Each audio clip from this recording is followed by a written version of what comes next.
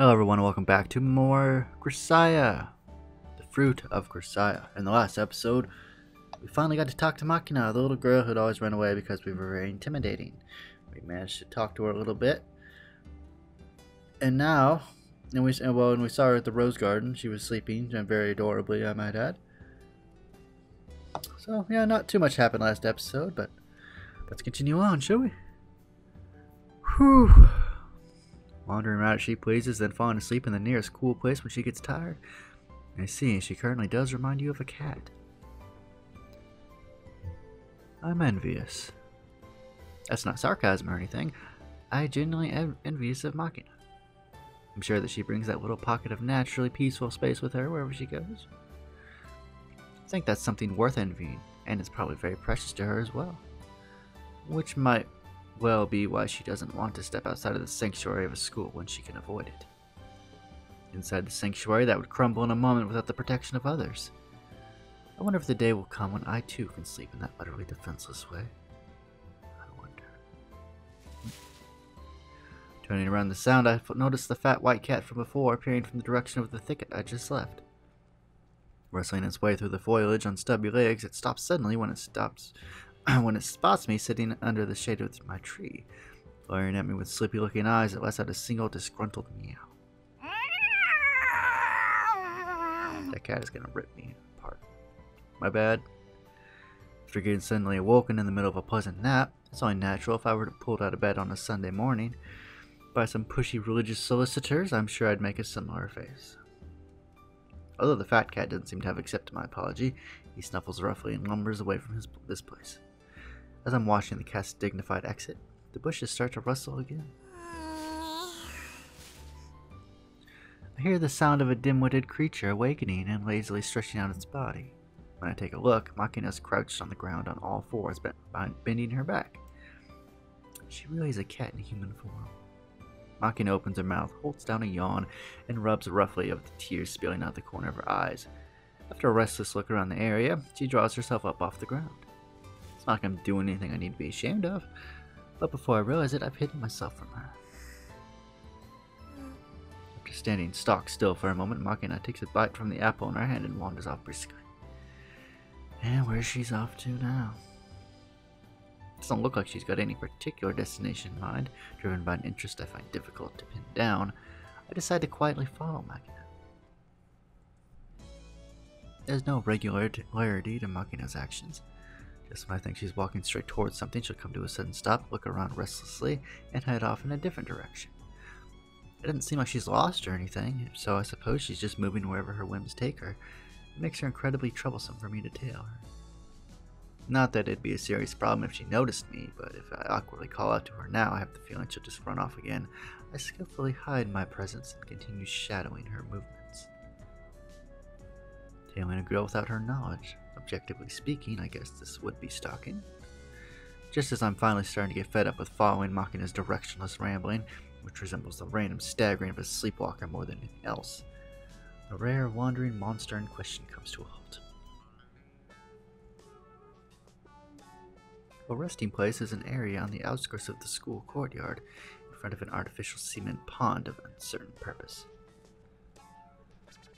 Makina totters her way to the pond, thrusts her hand in the pocket of her skirt to retrieve some half-eaten white bread, and starts tearing up chunks to throw in the water. Each time Makina's small hand hurls a bit of bread into the pond, a loud splashing sound resonates from the surface of the water. Apparently there are fish being kept in the pond, and she's feeding them.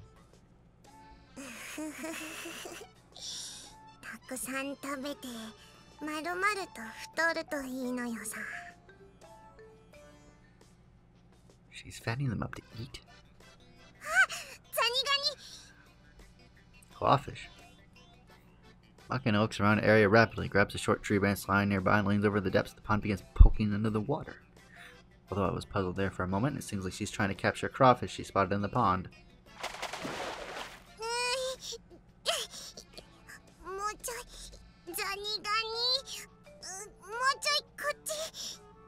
This looks risky.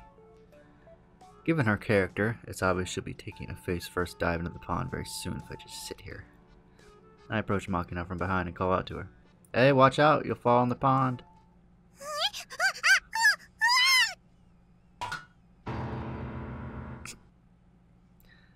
I guess I shouldn't have called out to her out of nowhere. Makina's hand slips off the ground in a stereotypical slapstick pratfall. Whoops. Nothing to see here. Swiftly reaching out to the floundering Machina, I firmly seize the collar of her school uniform and pull her back to safety. Tangled by the nape of her neck like a kitten, Machina lets out a feline cry. You're light. Are you even 40 kilos? There isn't any difference in weight from the backpack I'm always carrying. Given its weight and size, I can lug her a good 25 kilometers in a single day. Oh, sorry.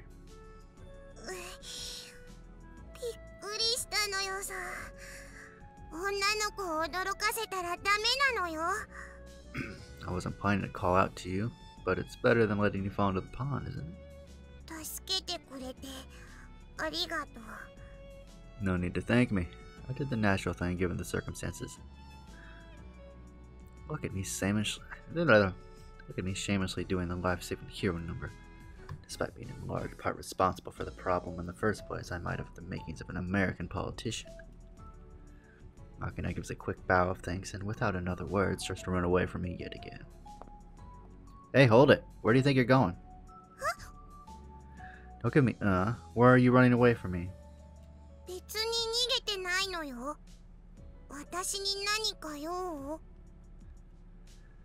When she asked me a point blank, it's not like I have any particular justification for detaining her here. That said, it's kind of unpleasant to be avoided this blatantly. At the very least, if there is a reason she's doing this, I want to know about it. I think I asked this before, but are you scared of me?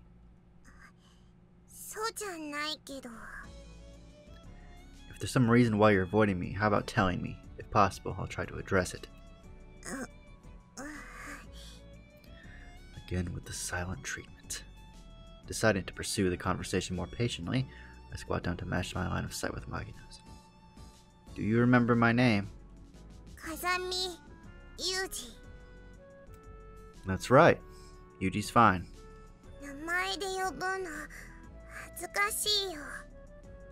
Okay, then call me what you want. Anything but that. Please, please do not call me that. Oni. I have to say, being called her big brother is a bit embarrassing on my end, but, well, alright. They had to do it, didn't they? They had to shoehorn in a little sister character. Like, really? Was this really necessary to do by their game designers? I don't think so.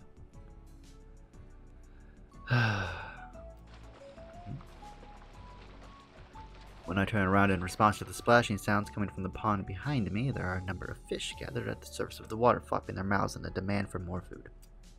Seems they've come to expect a handout when people stand near the pond. Makina, you still have breadcrumbs left? Makina thrusts her hand into her skirt pocket and rummages through its contents.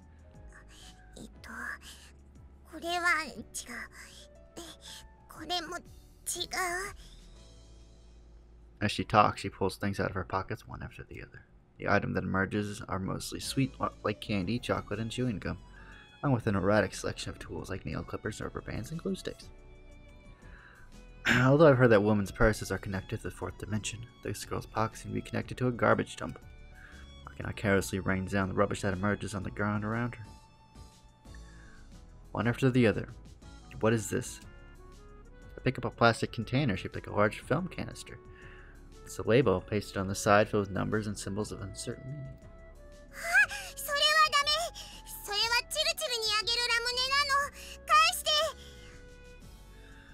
I'm not gonna steal it or anything. Here, take it. When I hold out the case to her, Makina snatches it back instantly.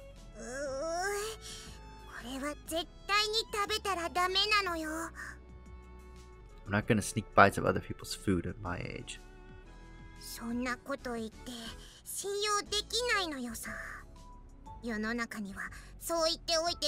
What's with all the slang? Did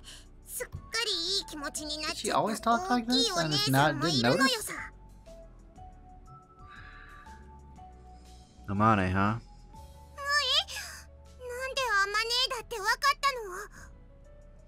I didn't. Just saying the first name that popped into my head. It really was her? I guess she's got a surprisingly gluttonous side. 私から聞いたって言ったら嫌なのよ。ほら、パンをあげるから、これで我慢するのよさ。Good as her word, Makina shoved some half-eaten bread under my face. はい、全部食べていいのよさ。いっぱい食べて、まるまる太るのよ。I wasn't planning to eat it. I take the bread scraps from Makina, tear off some small pieces, and throw them into the pond. The fish at the surface struggle like a pack of piranha for the food, messily gulping it all down. Nice appetite, huh? Thought these things were carp, but now that I get a closer look, they're actually goldfish? 金魚なのよ。去年神社のお祭りで私が救ったのよさ。Well, from a goldfish snatching game, huh? そう。If these were originally goldfish from a scoop game, they're almost certainly the tiny kind that's sold as live food for carnivorous fish in pet shops. But these things are huge. 毎日餌をあげてたらどんどん大きくなったのよ。Fish generally can keep growing as long as they're alive, so the more you feed them, the bigger they'll get. But just what have you been feeding them?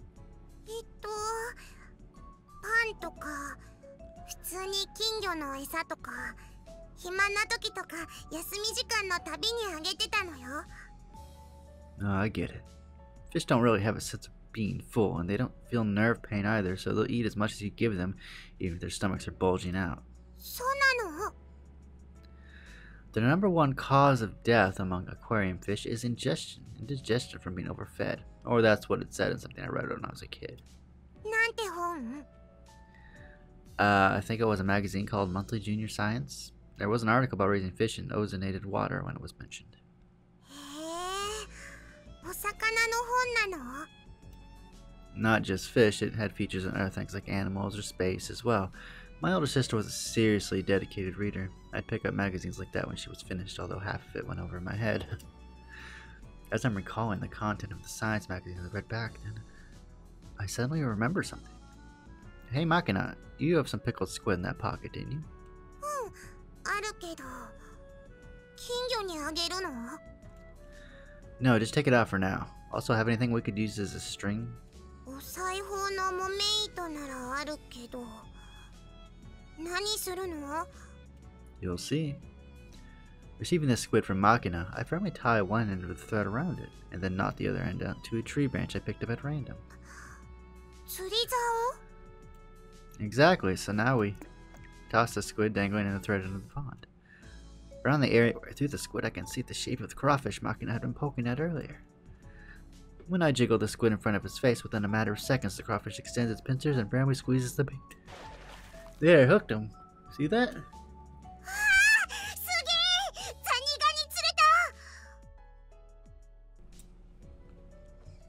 It's a crawfish, not a clawfish. You got the word wrong. So dangle the captured crustacean in front of her eyes. Makina stares at it with an expression of immense curiosity.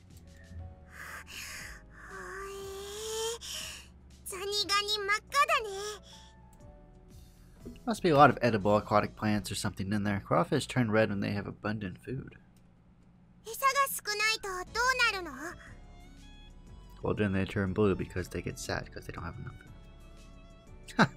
Well, they turn blue. Yeah, there you go. If you take a small newborn crawfish and continually give it food like potatoes, radishes, or sardines that don't contain carotene, it'll turn blue in a month or so. I read it in a book when I was a kid and ended up trying it out myself. There was some that ended up with a lot of violet spots or white flecks. I remember getting a few that turned deep blue as well.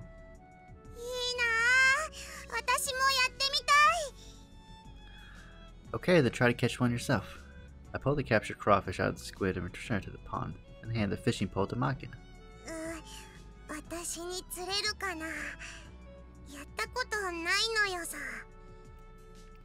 Experiencing new things is always worthwhile, so you might as well start by trying to catch one yourself. Don't fall into the pond, alright? Also, try to get the smallest one you can. Taking a crude pull from me, Makina forcefully hurls the squid into the pond. ザニガニ I already told you, it's crawfish, not clawfish. 仕方がないのよさ。私はバカだから。 Don't worry about it, I'm an idiot. Is that the issue here?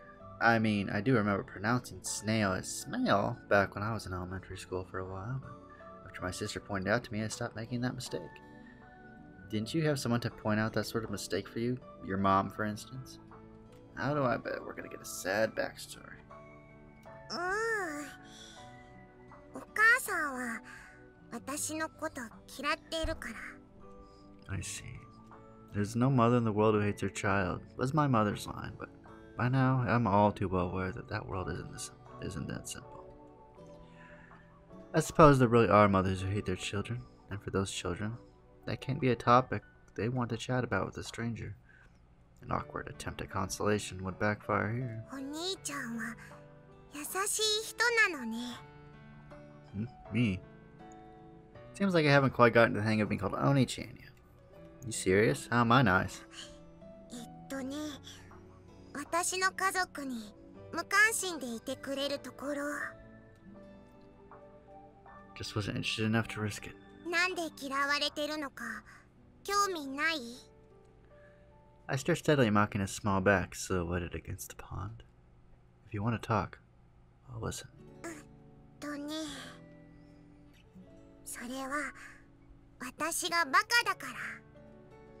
Don't they say that kids are cuter when they're a little dumb? 私のバカを侮っちゃいけないのよ。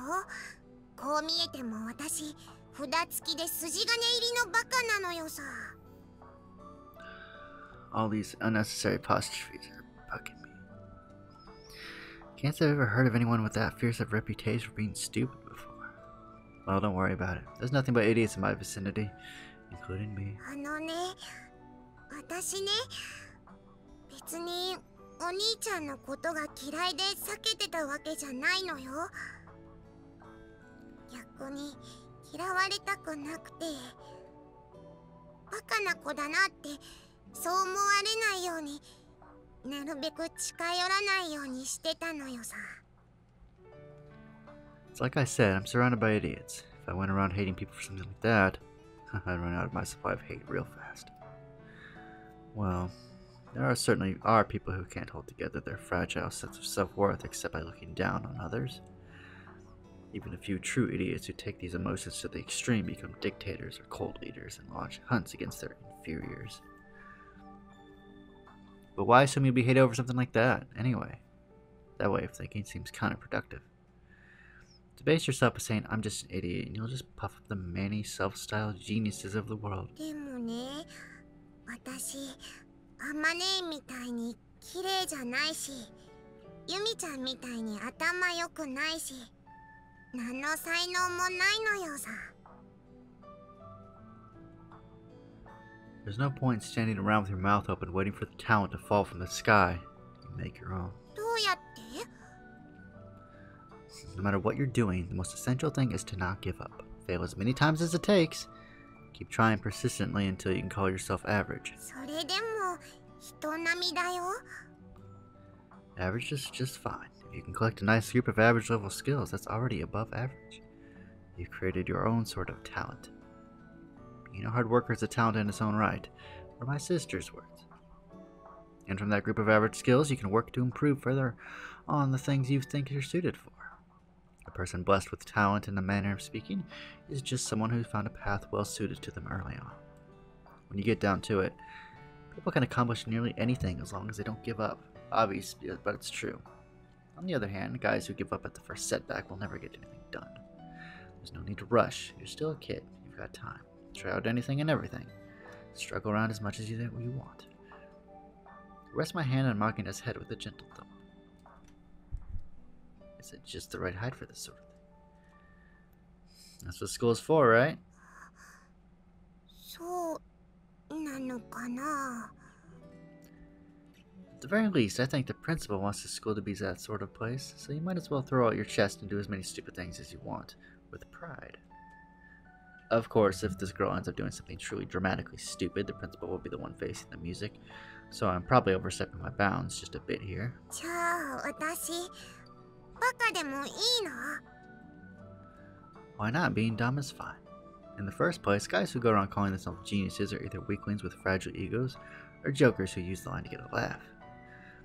Even if you were some genius, that just makes it easy to mistake yourself for a perfect human and start slacking off. Here's like that get passed by the tortoises of the world eventually. そっか。やっぱいい人ね、お兄ちゃん。 Don't get me wrong, I just want to try playing the nice guy for a bit. You didn't trust me so easily, got it? あ、知ってるそれ。ツンデレってやつなのよさ。チルチルがいつも練習してるのよ。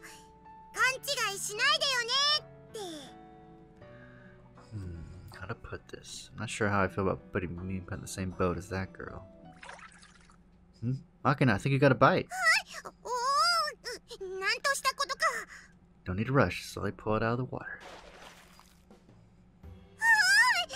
ザリガニ、あ、違う。ザリガニ釣れてる。釣れたのよさ。 See? People can do anything if they try. So don't give up before you start, okay? なんか自信ついた感じ。このザリガニを部屋に持って帰って青くなるか実験してみたい。 Okay, then you should go to Amani or Sashi and see if you can find an aquarium to raise it in. Make sure only to feed it stuff without carotene. アジとかイワシ、大根やジャガイモ。 Oh, you remembered. Put my hand on Makina's head and ruffle her hair around roughly. こう見えても記憶力は結構いいのよ。 Alright, better get that crawfish in water while it's still in good shape. Don't overfeed it, okay? わかった。ありがとうお兄ちゃん。また遊んでくれる？ Yeah. See you later. ありがとう。 Makina, still clutching the crawfish, waves her hand cheerfully and takes off at full speed toward the door. Thanks, huh? I don't recall doing anything worthy of that much gratitude, but regardless, hearing such a happy thanks feels kind of pleasant. Maybe it's because I was raised in an environment where such words were very rare. But I think being able to thank others so freely is also a sort of talent. Probably just seems perfectly commonplace to her, so I'm sure she's not even conscious of that skill. I sort of get the feeling she may just be overlooking the talent she does have. I get it. I guess that what makes her an idiot. They say that idiots don't catch colds, but it's probably more accurate to say that idiots don't realize when they've caught a cold. In the same way, because Makina's an idiot, she probably is oblivious to her own abilities. Honestly, what a weird girl. But then again, weird people are rarely boring. Or so I think, basking in the peaceful, silkish atmosphere Makina left in the wake.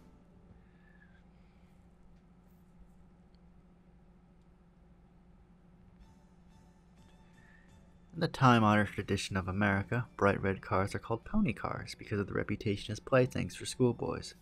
White yellow models are jackass cars because only morons drive them. A certain German woman I know, whether aware of that or not, deliberately drives a perfectly flashy yellow vehicle around. Apparently she very much enjoys the compliments she gets from colleagues at work, usually some variation of "it really suits you." In other words, a stupid car like that is just about right for a dumb blonde, but she hasn't caught on to the fact that she's being mocked, and I've tactfully decided not to inform her either. Just like with women who get flattered when someone tells them your dress does wonders for your figure, it's pretty tough to let her know after the fact that she's not really being complimented. But sometimes things like this can come back to bite you when you least expect it. ねえ、ユージくん。なんかあそこにいる外人の女の人、こっち見て手を振ってるんだけど、知り合い？ I don't know her. I don't have any bimbos among my acquaintances. There we go. いや、でもなんかめっちゃあんたに向かって手振ってるんだけど。I told you I don't know her. Probably selling Girl Scout cookies. 何それ？ Buy me a box of Thin Mints, would you? Either way, I better not get too close. Let's get out of here. Howdy. ねえ、思いっきりユージって呼んでるよ。What is that woman thinking? 誰なの？ I'll explain later. Sorry, but go on ahead. 何？やっぱ知り合いなの？まさか借金取りとかじゃないよね。She's my guardian, or rather, my guaranteer. 大丈夫なの？ It's fine. Hurry up and take Makina back. I'll be right behind you. I'm just gonna say quick hello. Apparently not enjoying the way I'm shooing her off with my hand like a stray dog, Amane walks away with a sulky expression, shooting repeated glances over her shoulder. After watching Amane and Makina disappear past the school gate, I screw up an irritated expression, scratch my head vigorously, and approach the blinding yellow bimbo mobile. Look, woman. やあ、学生生活を楽しんでいるか Yeah, more or less. You enjoying pretending to be my guardian? い？嫌な物言いをするのね。あなたのそういうところ、朝子にそっくりよ。What did you come here for? 何しに来たはないでしょ。私、一応あなたの保護者なんだよ。Although I'm grateful that you're not acting as although I'm grateful that you're acting as a guarantor of my background, I don't need a guardian at my age. Kindly get lost. 冷たいのね。子供の頃はもっと素直で可愛かったのに。If you think you can shut me up by bringing my childhood, you've got another thing coming. I'll repeat the question. What did you come here for? If it's about work, I thought I had a break for the moment. いやあね、私はただあなたが普通の学校で普通にやっていけてるのか様子を見に来ただけよ。There's no problem at present. If you forced me to come up with one, your being here would be top of the list. It's gonna be a pain in the ass to make up an excuse when I go back to the classroom. Don't increase my workload. 破綻のない過去は用意してあげたでしょ。私のことは母方の親戚だって押し通しなさいな。I'd prefer to avoid lying outright where possible. Lies are like colors. The more you pile up, the blacker things get. 嘘の場合は赤くなるでしょ。Interesting. Get enough of that place and things turn just as black. そうならないようにうまく立ち回ることね。自己死はしたくないでしょ。I don't need you to tell me that. I'm handling this myself, which is precisely why I don't need you giving me surprises like this. わかったわよ。今日のところはこれで帰るわ。What, are you serious? You really did just come to see me? そう言ったでしょ。仕事の話なら事前に携帯に連絡してから来るわよ。Oh, right, the cell phone. ちょっと、まさか持ち歩いてないの？ちゃんと仕事用とプライベート用に2つ用意してあげたでしょ。 Sorry, I'll make sure to keep it around from now on. こちらからの呼び出しに対して15分以上返答がなかった場合、逃亡とみなして何人か送りつけるわよ。わかってる？ I'm aware. それと県外に出るときは事前に申請書を提出すること。 I'm aware of that as well. 思い出した。あなたこの町に来るとき歩いて県境を越えたでしょ。ちゃんと電車のチケット用意してあげたのに。 I hate trains, as you know. だからって200キロも歩くバカがどこにいるのよ。 The kind that's standing in front of you. Also, the walk was close to 175 kilometers. そのせいで警察の世話になったくせに偉そうに言わないの。上から嫌味を言われるのは私なのよ。ちょっとめんどくせえなこの女みたいな目で私をじっと見るのやめなさい。 You some kind of psychic? How did you read my thoughts? 泣くわよ。 No, look, I do feel bad about that. I'll apologize nice and slowly over dinner next time, okay? So please leave. 飯でも食わせておけば私が黙ると思ったら大間違いよ。もう一度言うけど、自己死したくなければおかしな真似はしないこと。Understood, orders received, Major Haruda. Hey, stop saying, can I hit this guy just once with your eyes? あなたエスパーなの？ Please don't spread it around. It's a pain in the ass to have to bend a spoon every time I introduce myself. あのね。 I do understand. Don't mind my jokes. まったく。なんでこんな可愛げのない子に育ったのかしら。 I get that a lot. Hurry up and get going. You don't have the time to play around here either, do you? 言われなくても帰るわよ。それとしつこいようだけど。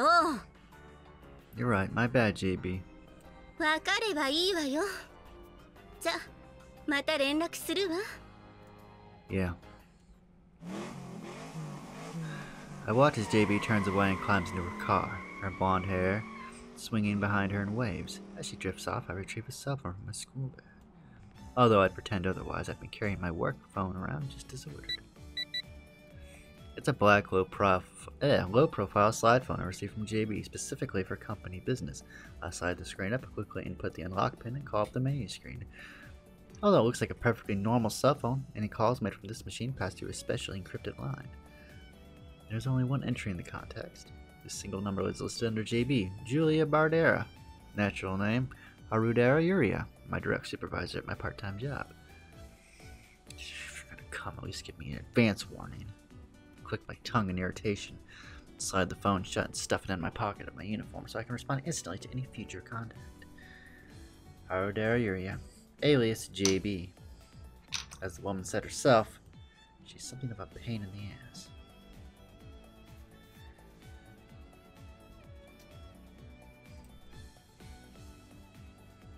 Took about nearly half a year without a single call, and then suddenly it's a brusque standby and the designated point, where of course she has some incredibly troublesome job waiting to push on me. Oh, it's almost better when there's actually a job. Sometimes she leaves me at the rendezvous point for more than an hour without any contact. And when I finally get the call I've been sitting around waiting for, it's a curt situation resolved and I go right back home again. Well, I do get a travel fee deposited in my account just for heading to the standby point, so I suppose it's not a completely fool's errand in that sense. Sometimes I can't help but feel like my time on this earth isn't being spent efficiently. It's something of a behind-the-scenes part-time job, and the work would be troublesome to explain to others if they asked. Of course, it's also not the kind of job I can just casually quit when I want to. More importantly, this is a position that I inherited from my master. I wouldn't walk away even if I could. Well then, how should I explain this to Mane and company?